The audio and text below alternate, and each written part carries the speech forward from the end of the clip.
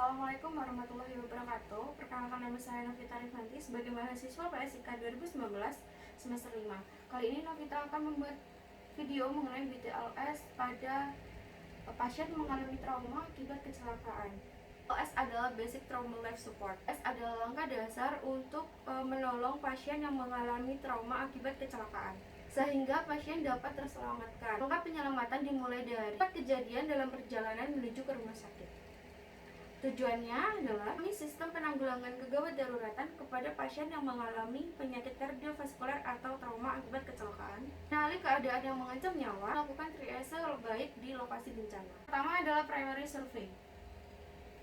Alat dan bahan yang digunakan dalam primary survey adalah yang pertama adalah handscoon jika ada, dan APD untuk kita dan pasien. Yang pertama-tama kita adalah melakukan cuci tangan dan memakai handscoon.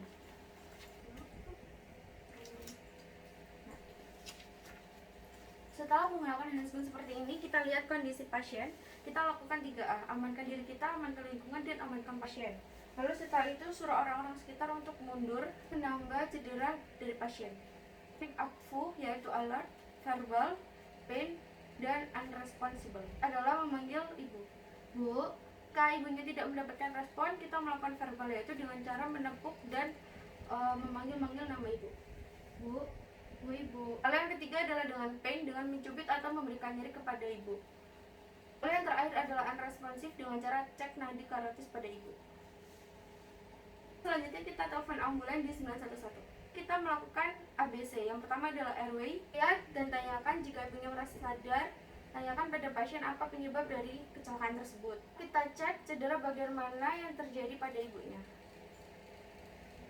Lalu kita gunakan teknik jaw thrust. Apakah jalan nafas ibunya ada hambatan seperti gumpalan darah atau sisa makanan? Kalau ada hambatan, maka ambil dan bersihkan supaya tidak ada hambatan jalan nafas pada ibunya.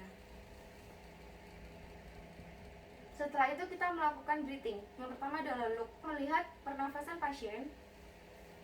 Lalu yang kedua listen, mendengarkan. Yang ketiga feel, mendengarkan dan melihat gerakan dada pasien. Setelah itu kita buka dada pasien. Kita melakukan inspeksi apakah ada trauma, luka. Kita lihat apakah dada pasien mengalami kesimetrisan atau tidak. Kita perkusi dada pasien apakah bunyi suaranya sonar atau tidak. Setelah itu kita melakukan auskultasi, dilihat apakah suaranya vesikuler atau tidak. Vesikuler. Selanjutnya melakukan palpasi apakah suaranya reputasi atau tidak. Melakukan sirkulasi dengan cara RJP 5 siklus, yaitu 30 kali kompresi dan 2 kali ventilasi. Jadinya lemah dan nafasnya cepat, berarti ibu mengalami shock. Selanjutnya adalah disability dengan cara memanggil-manggil ibunya. Ibunya adalah A. Apakah mata pasien bisa membuka? Jika tidak, maka nilainya adalah 1. Ini adalah verbal. Apakah ibunya bisa berbicara atau menggerakkan sesuatu? Jika tidak, maka nilainya adalah 1.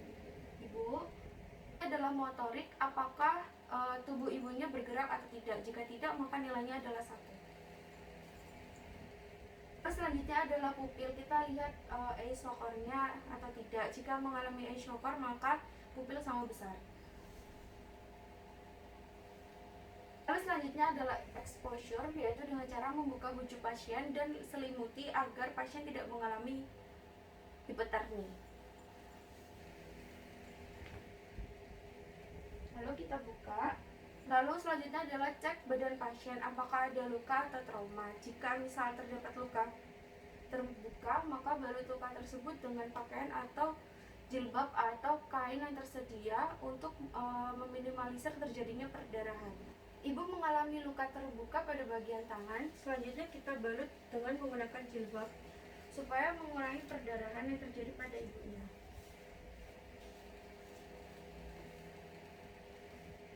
Setelah itu kita melakukan secondary survey, yaitu dengan membawa ibunya ke rumah sakit dan melakukan pemeriksaan selanjutnya. Terima kasih, sekian video dari Novita. Assalamualaikum warahmatullahi wabarakatuh.